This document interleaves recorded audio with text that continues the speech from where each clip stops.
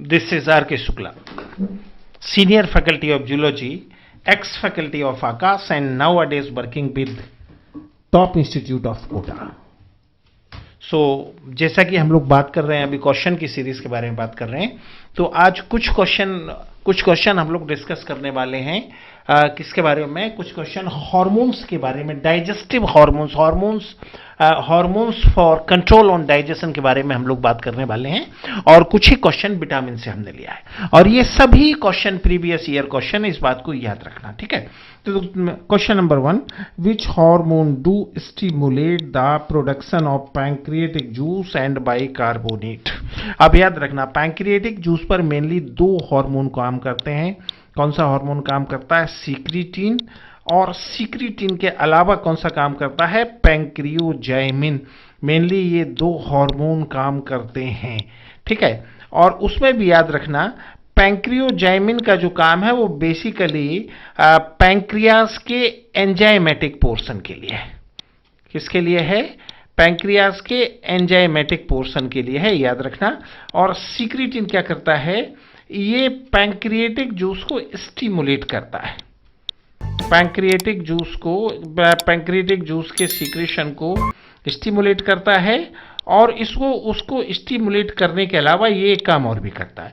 दूसरा काम ये कौन सा करता है? दूसरा काम ये करता है, पैंक्रियाटिक जूस के watery as well as bicarbonate fraction को कंट्रोल करना, ये इसका काम है। और इस काम में इसका सपोर्ट कौन करता है? CCK means cholecystokinin. Could you follow my point? तो अब देखो, एंजियोटेंसिन और एपिनेफ्रिन से कोई संबंध इसका है नहीं, कोई लेना देना है नहीं। गैस्ट्रिन एंड इंसुलिन, गैस्ट्रिन क्या करता है? गैस्ट्रिक जूस को स्टिमुलेट करता है, और इंसुलिन क्या करता है? ग्लूकोज को ग्लाइकोजन में टर्न करता है, तो उससे भी कोई संबंध नहीं। बट कोलिसिस्टोकाइनिन और सीक्रेटिन, ये काम मेनली कौन करता है? सीक्रेटिन करता है। सपोर्ट कौन करता है? कोलिसिस्टोकाइनिन। तो ये करेक्ट ऑप्शन है, ये करेक्ट ऑप्शन है। तो इस क्वेश्चन का आंसर क्या हो जाएगा? इस क्वेश्चन का आंसर हो जाएगा सी। अगर इंसुलिन और ग्लूकेगॉन के बारे में भी हम बात करें तो इससे भी कोई मतलब नहीं है।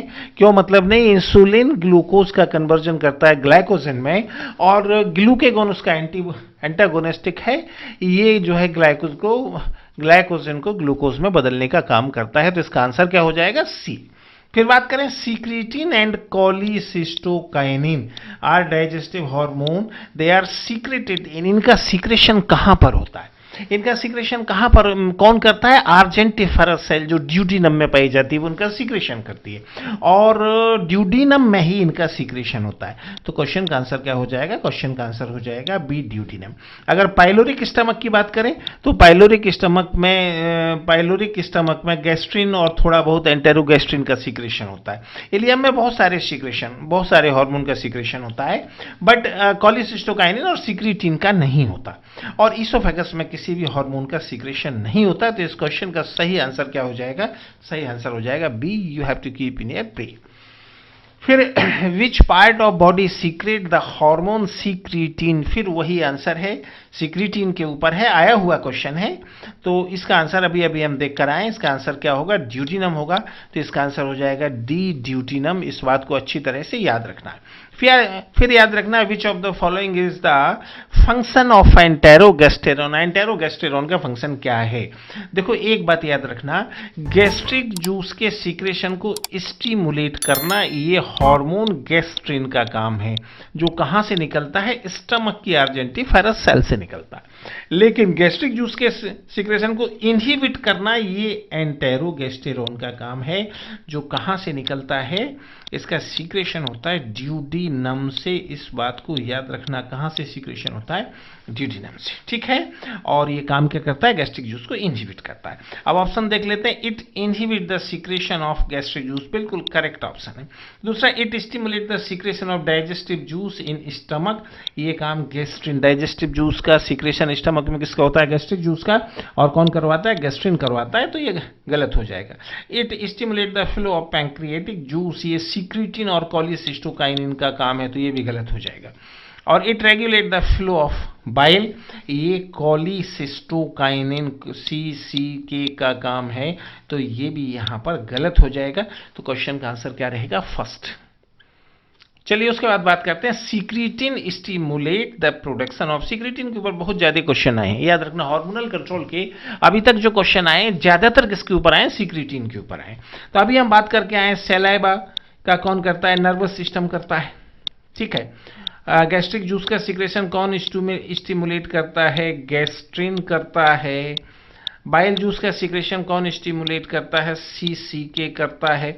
और पैंक्रियाटिक जूस का कौन करता है? सीक्रेटिन करता है। तो क्वेश्चन का आंसर हो जाएगा D। फिर उसके बाद release of pancreatic juice is stimulated by, फिर वही क्वेश्चन है। इसका आंसर क्या है? इसका आंसर सीक्रेटिन है, बहुत बार हम डिस्कस कर लिए हैं। इसका कोलिसिस्टोकाइनिन किस पर काम करता है? गॉल ब्लैडर पर काम करता है। ट्रिप्सिनोजिन एंजाइम है इसका, इससे कोई लेना देना ही नहीं है। आंसर वही रहेगा D। उसके बाद क्वेश्चन नंबर 7 के बारे में हम बात करेंगे। The purplish red pigment rhodopsin contained in the rod type of photoreceptor cell of the human eye is derived from. याद रखना रॉड में रोडोप्सिन पिगमेंट पाया जाता है, ह्यूमन आई के रेटिना के रॉड में रोडोप्सिन पिगमेंट पाया जाता है, जो विटामिन A का डेरिवेटिव होता है। विटामिन A का डेरिवेटिव होता है, याद रखना। तो इस क्वेश्चन का आंसर क्या हो जाएगा? D। फिर उसके बाद हम बात करेंगे which food should be eaten during deficiency of rhodopsin in eye. मतलब अगर विटामिन ए की कमी है तो विटामिन ए का सप्लीमेंटेशन कौन से फूड मटेरियल से हो सकता है? तो एक जो है मेडिकल डिपार्टमेंट का पुराना वो है, स्लोगन है, आप लोगों ने सुना होगा, गाजर आम पपीता खाओ अंधेपन को दूर भगाओ। सुना है कि नहीं सुना है? गाजर आम पपीता खाओ अंधेपन को दूर भगाओ। तो अब तुम देख लो, ये गाजर हो गया और ये पपीता हो गया, बिल्कुल सही आंसर। दूसरे में ग्वावा और बनाना कोई संबंध नहीं। अच्छा, इसमें मैंगो है, मैंगो के अंदर विटामिन ए होता है लेकिन पोटैटो में नहीं होता है, तो ये भी गलत हो जाएगा। तो क्वेश्चन का आंसर क्या हो जाएगा? Carrot and ripe papaya.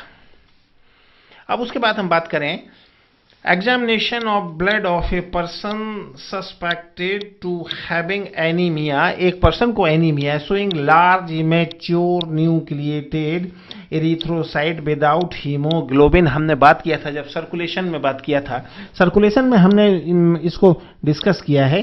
जो इमेच्योर आरबीसी होती है वो क्या कहलाती है? मेगालोब्लास्ट कहलाती है, इस बात को याद रखना।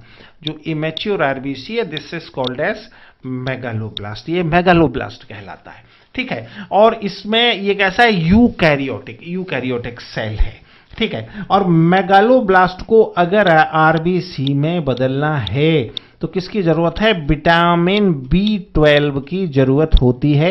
ये हमने डाइजेशन में पढ़ा है। अब ये भी हम पढ़कर आए हैं कि इंट्रिंसिक फैक्टर ऑफ कैसेल, जो कि कहां से निकलता है? गैस्ट्रिक ग्लैंड की पैराइटल या ऑक्जिंक्टिक सेल से निकलता है।